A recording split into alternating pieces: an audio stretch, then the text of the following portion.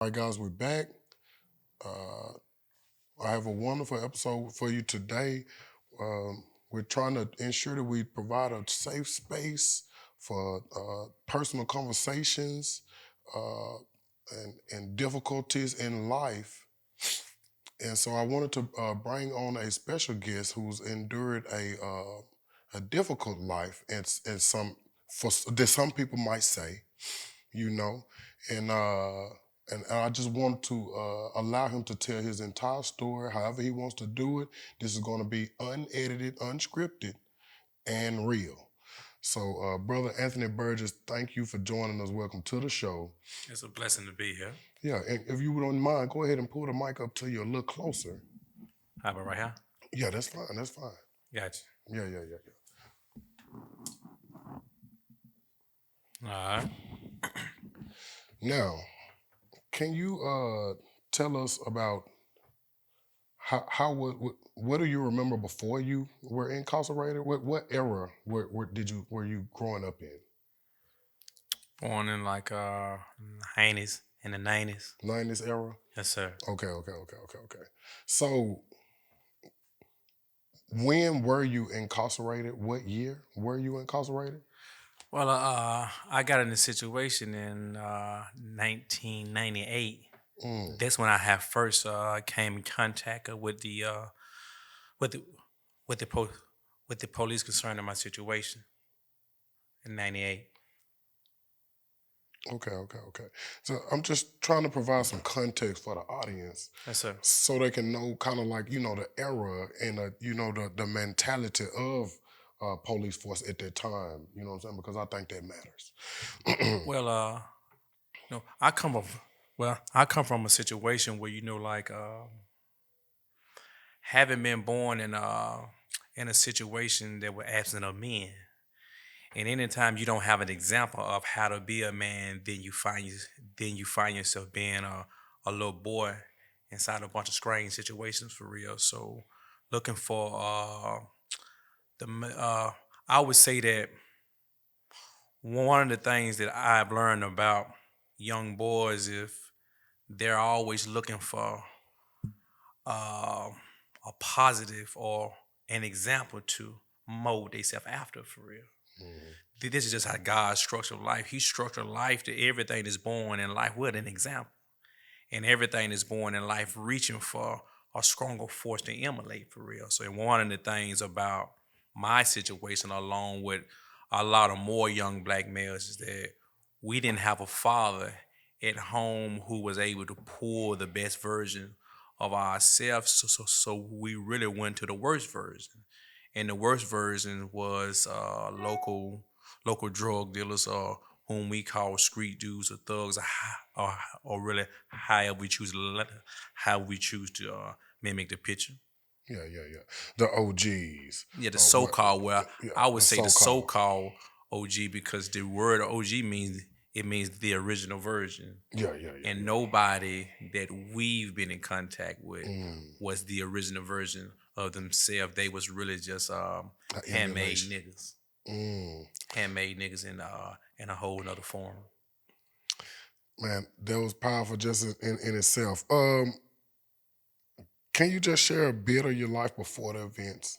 But you know what I'm saying? Because I wanted to truly unpack it. You know what were you you did just mention that you weren't in a two-parent household, and is that I was in a two parent household, but the thing okay. about it though, you know, ju- ju- just because you have two parents, it doesn't mean you have two parents for real. And the thing that I'm saying is that the meaning of a father was never what I was given because he wasn't given the meaning of a father. So just because you're in the place of a father, it don't mean you so called as a father. For you, you can still be a little boy in the shoes of a father. Meaning, like you grow with the attributes of a man, but that don't make you a man because you have the attributes of a man. Meaning, just because you have hair spirit, and you done matured on the physical plane. But if you haven't matured on the spiritual and the mental plane, then really you are a little boy in human form for real. I agree. I've always called that second childhood syndrome. I no doubt. That happens to many black men out here in the streets. Okay, so that does give us a lot of I context, no doubt. and I appreciate you for sharing it with us. Now, what was it like, just period, before we even get into your the specifics of your crime or whatever that you was convicted of? Hmm. What was it like adjusting to prison life, coming off of the street? What was it like adjusting to prison life? And were there any turning points during your incarceration that made you reconsider the path that you were that you were previously on when you weren't on the outside world? One of the hardest things about prison is that no, I was given a lot of time, and when you have never been fixed and you've always been in a broken state of mind, meaning a state of mind that didn't give you the proper survival skills to deal with your situation for real. So having been void of these survival skills to deal with my situation, I went to prison in a hopeless state of mind. Mm, I was no, I was told that based off how much time I had got there, I would never ever come home again. So I went to prison in a mind state of just uncaring if I ever woke up again. And that's one of the things that's so crucial about having pressure on a young mind. A young mind that's not designed to deal with certain type of pressures of life, man. You go to prison and you automatically become an animal because really prison is like a walking graveyard. Meaning the mm, average dude in prison have a dead mentality. So environment helps shape your heredity for real. So whatever controls the environment, if you don't have no self surviving skills, then strong chance you become what your environment predict. You become your environment. And one of the things that traps young boys because see, man, it's a lot of young black men who hit prison and the weight of just having 90 years, 100 years, 200 years. It really puts them in a hopeless state of mind. So they automatically begin robbing and killing and raping and judging in all form of homosexuality, not because they wanted to, but anytime you pull hope out the mind, then you you create a death like situation for real. So, and a lot of these young brothers, as myself, is judged off the physical eye because they could never be seen with the spiritual eye. See, the spiritual eye, it helps you to understand the reason why they are acting like they acting. The physical eye only helps you to see how they acting, and it's always a reason behind the story for real. And one of the things about my situation is that I went to prison, and man, it was like having it's like when you tell a man that he's never coming home again. And I went to prison at a time where my family was born in poverty, so I didn't have the proper support system I needed. So when you don't have the support system inside of a living graveyard, then man, it makes the situation much harder. So I was forced into survival methods, absent of any type of humane thoughts for real. mm. So I keep hearing the repetitive phrase. um, you talking about the football numbers, the amount of time given to the person, which takes away the hope. And so that make me think of psychological war. You're going into prison already psychologically defeated just from hearing 100 years, 90 years, thinking I'll never get out. So that would induce a person to become truly whatever the environment is. Like I never even thought of it that way. I just think that was a wonderful way that Well, you put it. it's in the sense that where like if you pull my eyes on my head, or if you blind me and put me on the interstate, eventually I'm gonna wreck. I'm Yeah, gonna create a lot of blunders for it, and that's the thing about the young black male in prison. See, we've never in a I'm speaking from the perspective of just being a young black man in a situation that's total opposite of life for real. When you've never had a father who was able to open up the God in you, see, either you become a God or you become a devil in life. There's no in between the two. Either you become what what you should be, or you become what you shouldn't be.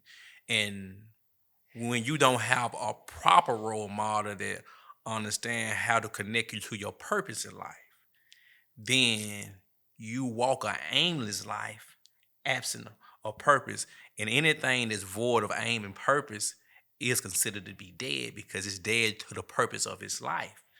And that's the thing about, man, young brothers in prison, man. We've 85% of everybody in prison indulges in some type of homosexuality. I mean, I say probably a little more than that. yeah, yeah. You've been generous. And then that's being just, but now you might consider them as being homosexual, but when you look at the man, the atmosphere within itself, when you don't have no identity, Hmm. when you don't have the role models around you to help guide you into into yourself for real, man, it's a hell of a situation, bro. And I've Yeah, always and I one of the things that I do now is that I always want to know the story say before I judge the story. I want to know what your situation was, because just because you doing this, it don't necessarily make you this for real.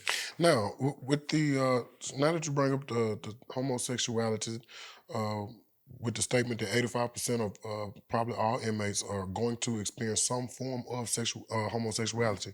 Now, was that the turning point that made you reconsider? Like, was No, I think my turning my turning point was in '97. I had met an old lady named Ethel at a GD school. I got put out of my regular school because I was can on a little bit. So I met this woman named Ethel. Eh, and Ethel was in school to get her education. She had to be like 65. And I I don't see Ethel the same way I see Ethel that I did then. Now, yeah? I believe when God have a purpose for you, He'll put people in your midst who will plant certain seeds about you, inside of you, and on down the line, these seeds will blossom into what you should be from the gate for real. And Ethel, uh, she always spoke life into me.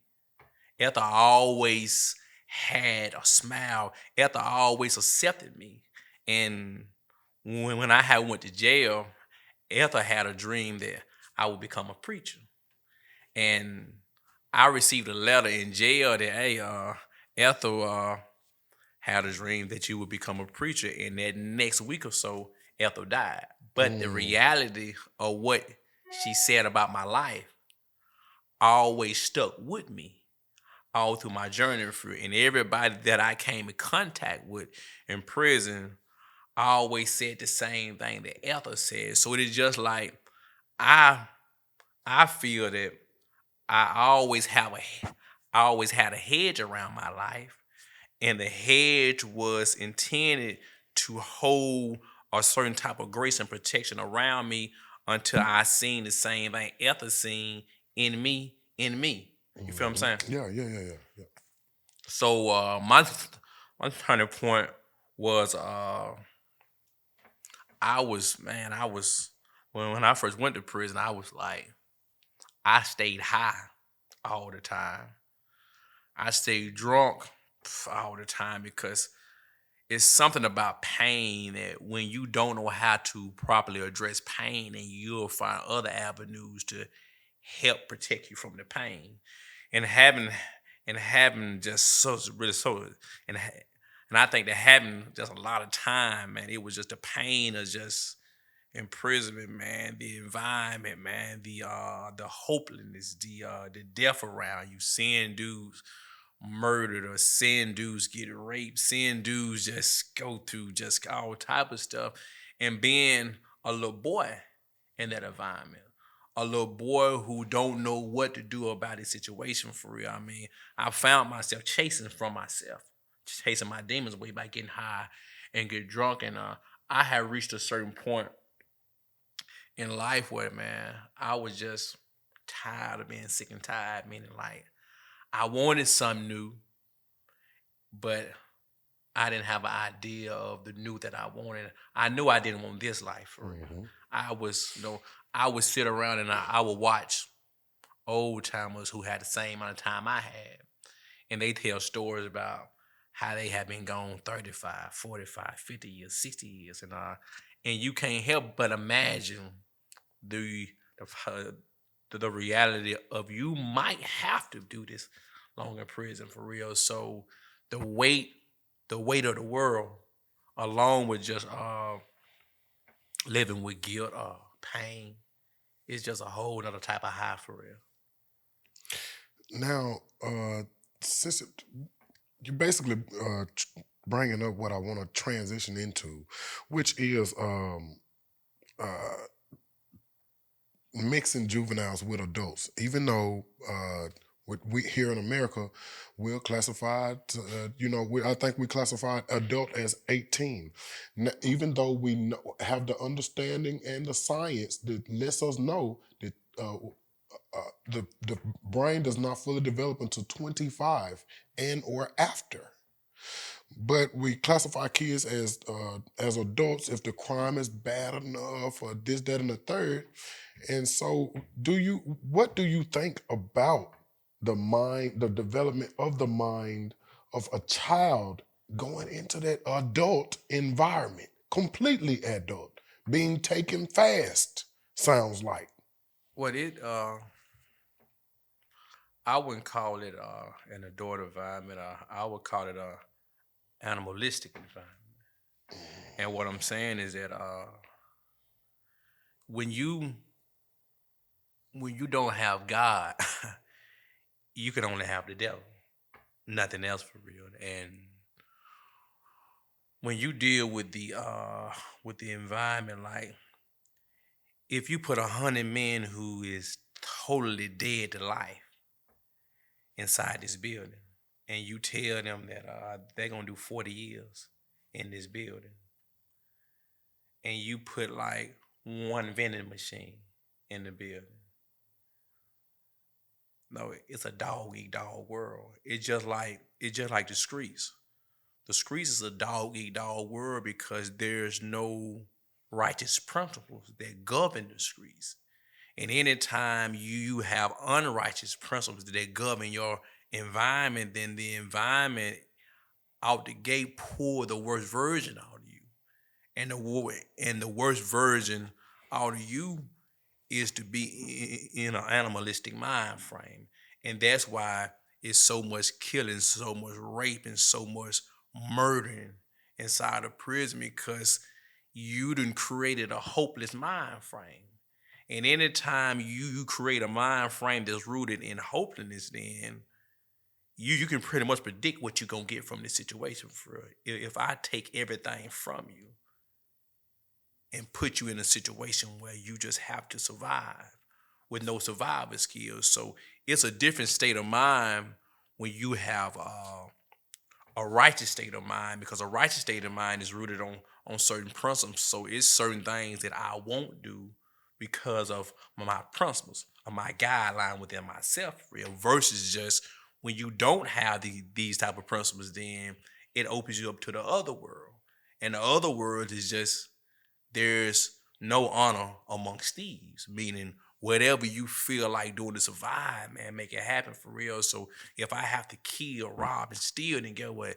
That's what it is for real because it's surviving. But I think that, man, I think that one of the key situations that, man, when you have a human being that has never been introduced to love, from talking about it's crazy because I'm like reflecting on me growing up. Man, I grew up in a household where my daddy was an alcoholic with 6 other siblings. My mother was, man, she was everything that she couldn't be. And what I mean by she was everything that she couldn't be, man, my father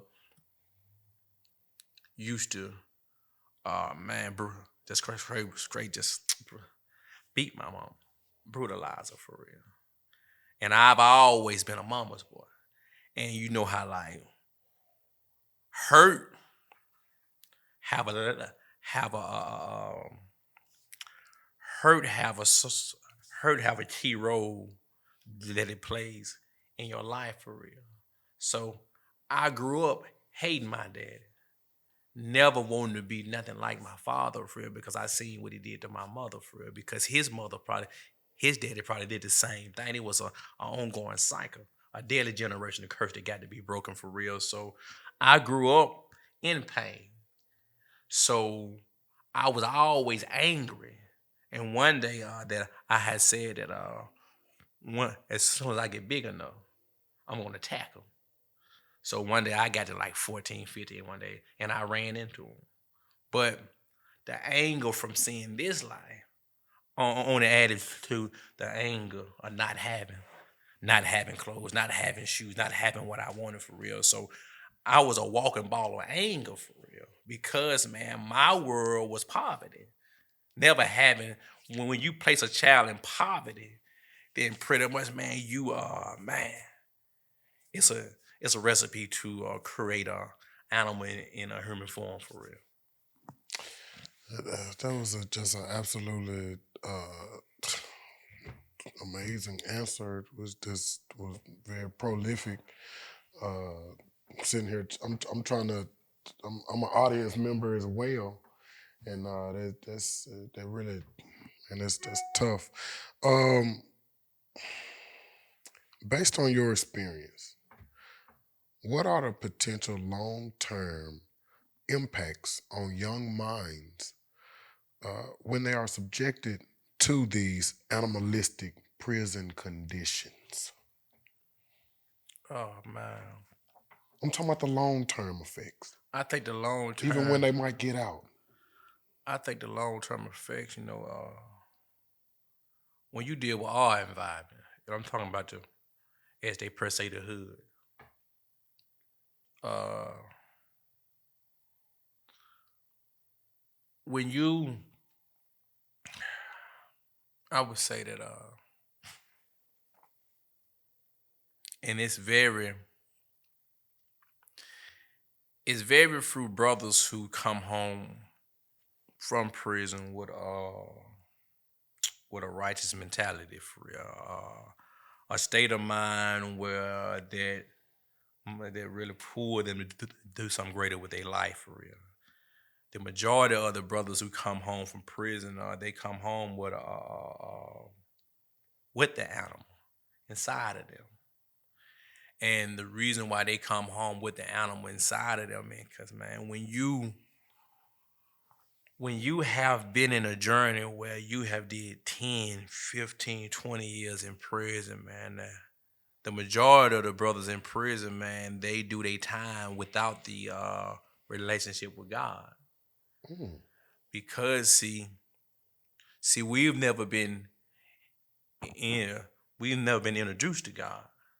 So the God that we have been introduced to has always been weed, alcohol, pills, heroin. This is our God for real. this is the only way that we know how to maintain inside of a physical world. We've never we've never trusted walking in a world based on a submission to God. We've never lived this type of life. And the average brother in prison, man, how he come to prison is how he stay in prison. Meaning, man, as soon as he get there, his homeboys they don't hand him a Bible. They don't hand him a Quran. They hand him drugs, phone, and a knife. And they tell him these are the survival tools that you need in prison. You need this knife because you got this phone. And you need this drug because this shit finna get real, bro. So now these are the survival codes that we get. So we are never introduced to, hey, young brother, here's your Bible. Trust in God. See, we've never trusted in nobody. We've never trusted in our Father. See, your Father introduced you to trusting in God.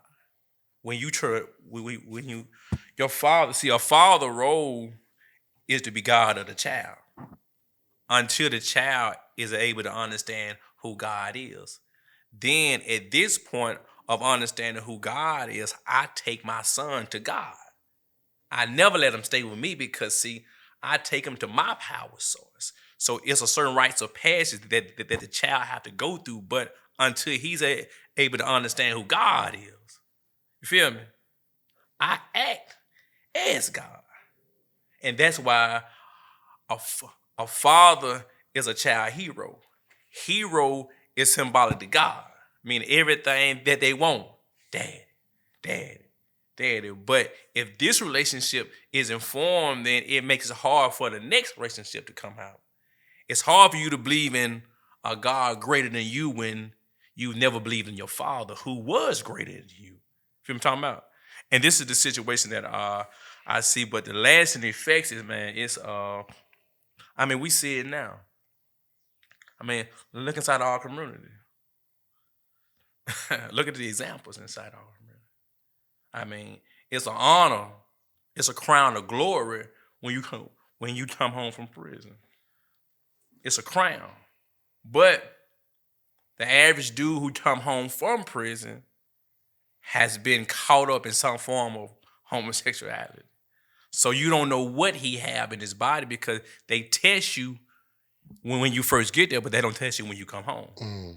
So now when you deal with the reality of the black woman, she makes up a high percentage of AIDS cases. You know what I'm talking about? Yeah. A large percentage is found in a black woman. Yeah. When you look at the man that the average little girl choose, the average little girl want a street nigga. Because in this environment, whatever is dominance rule. So we have more street niggas running the environment than we have men of God running the environment. So the stronger force always overrule all the weaker forces. So the lasting effect is it creates a cycle of death that eventually creates an avenue to the graveyard or an avenue to prison. Yeah. When you bring up the stronger force, uh, one lighter the whole room could be dark, and one lighter is going to alleviate and eliminate the darkness. Just one lighter. Immediately, you're going to be able to see a path. And so I'm going to say that the stronger force is light and good. But even in a world filled with darkness, like it's like the world is the dark room.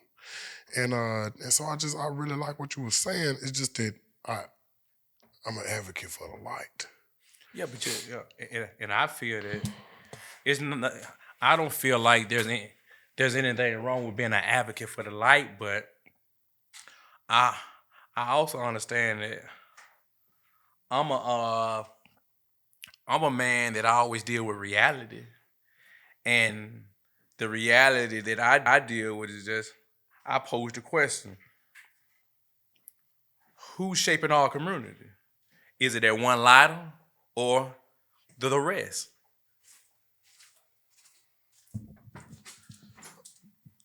Um, well, I think parents and I think relationships with children is going to ultimately shape the community. Um, and I think I think the culture unfortunately is a big thing, and it's definitely going to shape the community. And it is a lot of darkness within the culture. So tons and tons of darkness within the culture. So And you the know, only thing, and the only thing that I be saying is this right here. You know, it takes a village to raise a child. Without that, we all agree with this. yeah, we all agree. But man, I'm gonna say this right here.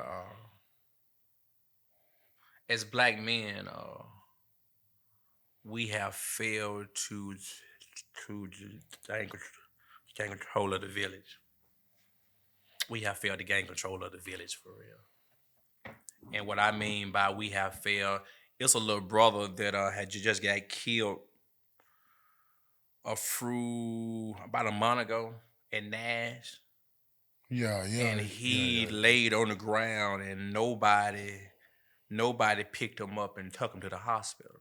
Nobody picked him up, but everybody They had, had their phone out. but yeah, man, but everybody had a camera on them. Yeah, that's crazy. I mean, this is the environment that we live in. When you go through the youth center, because see, I was blessed to be a part of the youth center, and I've never seen a man drop off his son. I've always seen women drop off their son. Never seen a man drop off their son. Yeah. Never. And so a woman makeup is it's somewhat emotional for real. So when you have a little boy that has been raised by a majority of women, then the environment shapes heredity. So your character mimic the role of a woman for real. And this is why you have a large number of young black boys who are really emotional. They'll kill you fast. They'll rob you fast. They'll do everything fast because they always act off their emotion because they've never had a man to help them understand how to properly address their emotions.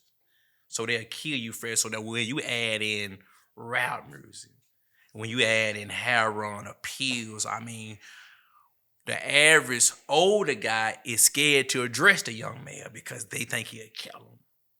I mean, look at the killing. Prison right now, the majority age is like 18, pretty much is the age limit, the age in prison now. It's so many babies in prison now. Babies, I'm talking about, and these babies have 40 to 50 to 60 years on their mentalities. So now you have an environment full of young animals who have no respect for human life for real. So they popping heroin, they killing. See, prison is a bloodbath now. I mean, just look at the news. Every other day you hear somebody getting stabbed, somebody killed. It just was a brother up from Huntsville. He just got stabbed and left Mike Jones. Mike Jones, he got killed in prison. And the brother got stomped to death. I mean, so when you look at this type of environment, so when you and this is the thing about me, man, and I understand more now. When you send a young boy to prison, man, and you send him to prison with just bukus of time, man, you damn near create a recipe for disaster for real. And that's why I want to share my story because when you don't have the proper income, then you barely is having a state lawyer. The state lawyer job is never to free you from the case. His key role is to get you to plea out to a case. You know what I'm talking about? Yeah, yeah. So now everything about our system is designed to kill, destroy us for real. It's nothing about the system that we live in that has been designed to give us life. All right, and so all right, let's go ahead and start unpacking your story because the things that you're going into, we know ahead of time. You I know know what I'm that. saying? We know at 10 that, I mean, at least somebody in your family, mama, daddy, grandmama, somebody telling you what this life gonna be about and what it is, and that there's nothing out here is fair towards a black man. So we know that as black men, that is that you didn't know that they didn't tell you that nobody informed you. But this this my situation right here, right? It's hard to tell a person who hunger overrides them overrides their thinking. I mean, it's easy to say, go get a job, fill some application out, but my stomach is hurting like hell right now. Yeah. So the thing that I'm saying is that if you don't have any balance Yeah. within you and your appetite overrides your thinking, and it's hard to speak to a mind that's hungry. And that's why, mama, you right, but I go open up the refrigerator, mama, and ain't nothing there. I just can't hear you right So now. now I Mama. can't hear it. Never saying you wrong by what you saying, but I've never accepted this because I'm looking at your situation, man. You've never been able to overcome your environment. So it's hard to tell me the same thing that you've been living by when I can't see the results. And young people want to see physical rewards. If you telling me God is real, if you telling me that he's so awesome, so powerful, why we been in the project for 30 years? Why we don't have air conditioning? Why we don't have any food in this refrigerator? Why we wait for certain days like the 7th or the 1st of food stamp? Why? And that's why we totally rebel against everything because what you telling me, I can't see in you. So I've never accepted it. Even though, but now I know now that everything that she told me was truth on that level, but it's after, man.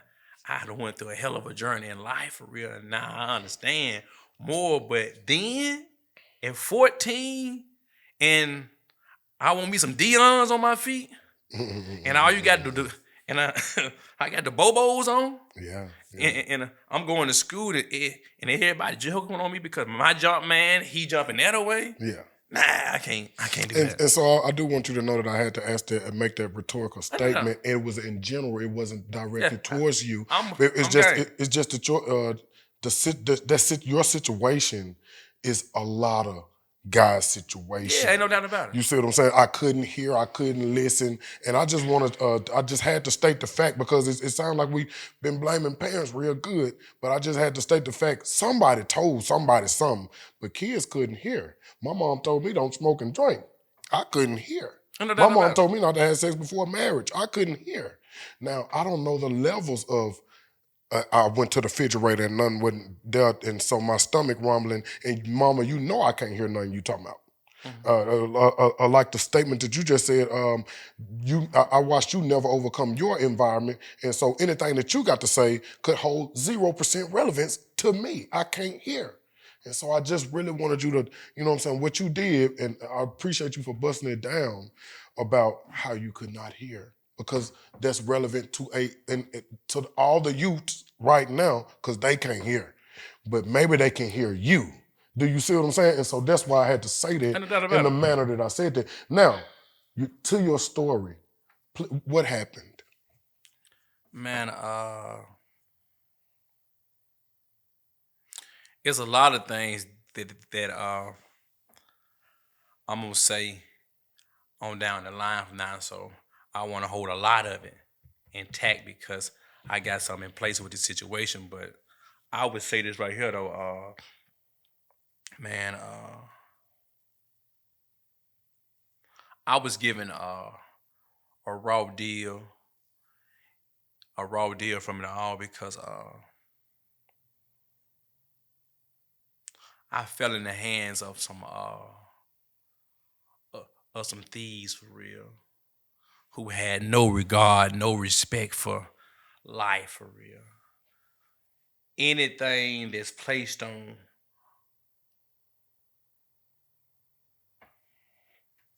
we are considered to be a dead people, and I'm speaking strictly on the young black males in the environment, man. We have been labeled as the problems that's inside the environment. So the goal is to get rid of every young black male who is depicted as being a harm to society for real. That's the goal of really just the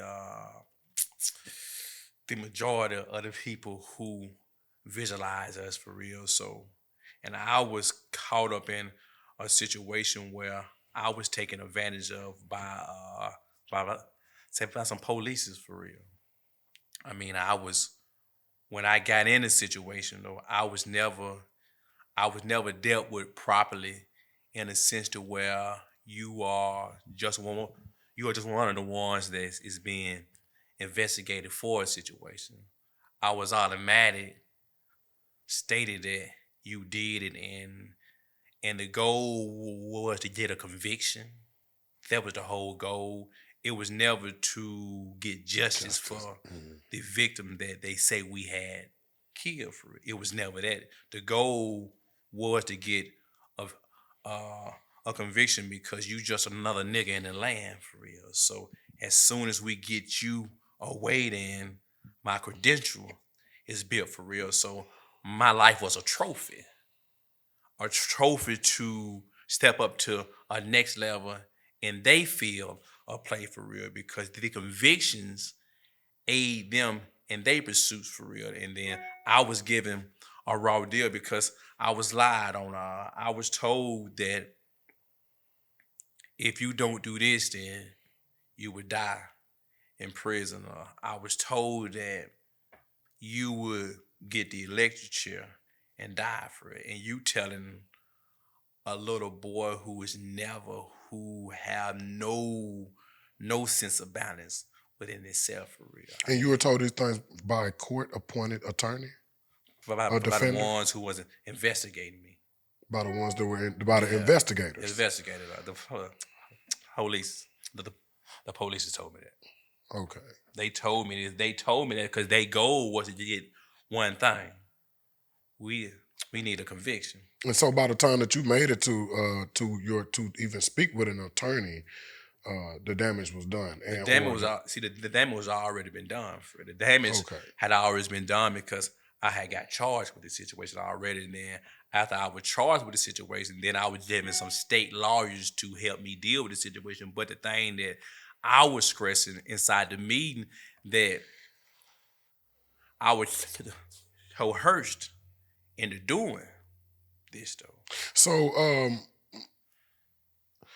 so what that's what I was just hearing, coercion. So as a child going through an investigation, being spoken to by investigators, telling you this, that, and the third, and of course you thinking that they know the law and are telling you accurate, giving you accurate information, and you make a decision with a child's mind based on the information given to you by the enemy. You know what I'm saying? But one, Lack of a better word. well, one of the things that how they address the situation is that they have you sign a paper saying you are in the door and you conscious of everything you're going through in this situation. But this after that they have really just they done built man a crazy atmosphere. I mean, they done built an emotional atmosphere with you for real. So they got you because these people, these are grown men who have went to schools for just this type of situation. For they've been trained to bring certain emotions out of you, and after they bring these emotions out of you, then this is what they are able to do for you. So that when you have a little boy who is never built for the situation, that's why the, the majority of the brothers in prison, that they can all head back to court because it was something did in their case that was improper. That's everybody for real. And when you see, and when you don't have, see, and this is why I went back to saying that if you haven't had a man to unlock your man, then it's gonna always be a situation that take advantage of you Yeah. because you've never been given the proper tools to deal with your reality on this state. So when I got in there, I wasn't ready for the moment. And they knew I wasn't ready for the moment. And they knew that I would be a guinea pig. They knew this. So their goal was never to get justice. Their goal solely was to get a conviction. And that's why I was saying that, man, everything about it, because they from the gate, it was elected chair. Okay, so now I didn't know that we couldn't talk about the situation. You know what I'm saying? Because you just told me there's other things you got in the works that you don't really want to bust it down No, right no, now. I'm gonna address it, but it's certain key points that I want to keep intact because I'm going somewhere with it. Okay, okay, I'm okay, going. okay. I mean, this is just like, I gotta. No, I want my life back. Right now, That's my whole thing. that's a fact, and I mean, and we all want your life back. No doubt You know about what it. I'm saying? We all support you, especially here in the city. Now, in your specific situation, were there older guys involved in the what said crime that was committed? Was it just you A alone? couple Or old guys who with me. okay, so it was a 3-guy situation. Uh-huh. Okay, all right. And so was everybody convicted? I have to ask that. Was Yes, sir. everybody convicted of the same, or it got Everybody the was. same numbers? Yes, sir. Everybody got the same thing. Okay, It was like it was a situation where they really manipulated the whole situation for real. did it happen or did it not? Whatever they saying happened, did it not happen? Did it happen? It never happened on mine. It never happened. Mm. I was never supposed to be in this situation for real. I mean, I was never supposed to be with the prison because I didn't do it. Yeah. I've been innocent the whole time for real. That's my whole stance with it all for real. I've been innocent the whole time, and one of the things that I asked them to, let's go open everything back up because, open it back up because now I'm able to deal with it how it should have been dealt with. So let's open it back up for real. I never said what I said for money. I've said what I said because I don't want this on my back. It ain't mine. It was never mine, and my sole purpose is to free the label from me. Mm-hmm. The label of being a murderer, the label of being the label of just being a dude who did 20 years in prison. So I don't want that. I'm not even concerned about the 20 years I did because Yeah, you I've can't already take that did back. that. Yeah. But my thing now is that you was wrong. Y'all was wrong. Yeah. I never should have went to prison for real, but I was a guinea pig for a bigger situation for real. You know, my wife's brother is in prison right now, and for a situation where somebody was killed, but he wasn't there, and he's not the trigger man, and and he's doing life. I'm Do sorry, you see what I'm saying? He wasn't there. He wasn't the trigger man. They saying accessory, or he should have called the police or some because somebody told him something in a private conversation, and he thought he was doing the right thing by going to the turning himself in and talking to the police and telling them what happened because he knew he didn't do anything, and he still got wrongfully convicted and is doing life right now I'm gonna currently. show you how cold Shout this out to thing is. Dwayne Hicks. How cold this thing is, man. I was going to trial on a Wednesday because they had offered me what they offered me. So I told them, I said, no, I ain't taking that. So they brought my mama up there the next morning They brought my mama up there, right? They brought my mama up to me, and before they brought my mama up there, they had already put inside of her mind frame that if he don't plea out, he gonna die. If he take it to trial, he gonna die. He gonna die. So my mama came up there as a mother who wanted to save her son. Like, baby, gonna take what they offer. Her perception of saving me was, I gotta save you from the electric chair. Yeah. We ain't talking about other stuff. I got to save you from an electric chair because they had put inside of her mind frame that the only option for me was either the plea or that or the electric chair. So now when she came up there, me and her, we had got in a little back and forth situation. I'm like, no, a life sentence? No. And then, bro, she had a nervous breakdown right in front of me. They rushed her to the hospital. So she got home at about 8 o'clock that night. And what she told me on the phone was, she's like, baby, I can't take it. The next morning, I plead guilty to a life sentence. And people would say that if you didn't do it, then why did you plead? And my response to that is, go back the last 15 years and look at how many black men have came home from the same situation that I went through. It just was a brother in Chicago. He did 28 years in prison. He just was let free about a month ago from the same situation. So that it's a million stories like mine that started like mine, but get what though? It's a million stories. So come home. But yeah, that's what it is because man, once you get yourself in the situation, and the fact that I went into it without a lawyer, without my parents, I was dead before I even started the process, because when they got me in there with them, it was totally in a pig mode.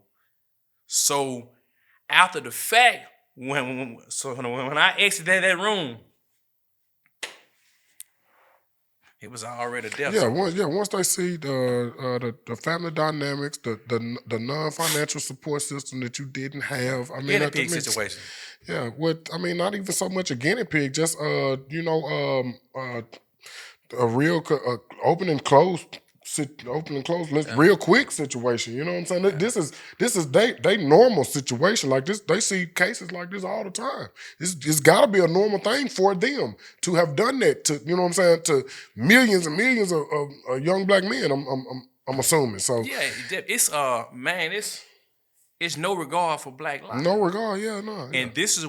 And that's why when I heard his name as the new interim chief, it was never to attack his character or lie on his character. I don't have a need to lie on his character at all. Speaking on natives, I don't have a reason.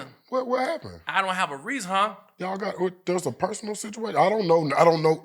I'm completely ignorant to your whole situation, bro. See, it's personal with me because he was one of the ones that told me that I was gonna die in prison. Who told me that I was gonna get elected chair. Never was to get justice. His thing, along with the rest of them, was only to get a conviction. He never and what I'm saying is that it's a million stories about Natus Carlisle inside the black community. It's a million stories inside the black community about he was a dirty cop. See, and this is my whole vibe. If everybody is saying the same thing, it got to be some truth in it. But it's never to attack him. No, it's all about the truth, man. You played a part in me losing 20 years of my life. Mm. And I want my life back, but the only way I can get my life back is if everything hit the glass. And so the part that was played that you're saying is, because I'm just trying to gather the information and get everything right, is you saying that he basically gave you false narratives and or coerced you into a plea deal that was not you know a benefit for you. Yeah, he created he played off the emotion. He played off the he along with the rest of them, they played off the innocent emotions of a child. That's what it is. That's the recipe of how so many young black dudes enter the system. See, it's a when you go back and read about, man, it's one cry in prison, bro, that never leaves prison, bro. And that one cry is, I was dead wrong. That's the one cry that, and I ain't saying that everybody is innocent, but the one cry in prison is that I was never handled properly. When you give a little boy 50 years, come on, man. See, and this is the thing, and then, see, it's been proven in history that nobody get time like young black men get time, bro. They overdo the situation, bro. That's a fact. Yeah, it's a fact. So That's a now fact. it's an unjust environment out the gate for it. And one of the things that I'm saying is that I never did it. See, open it back up. I didn't know how to address it then because I was a little boy. And the thing that I'm saying now is, man, I'm a grown man. And let me say this right here. And a lot of my family members was concerned about me doing it because it was a fear of what might happen to me if I said, because see, I made a bold statement, but a bold statement of truth though. And my reply to my family was, I just want my life back, man. I said my life now is geared around God.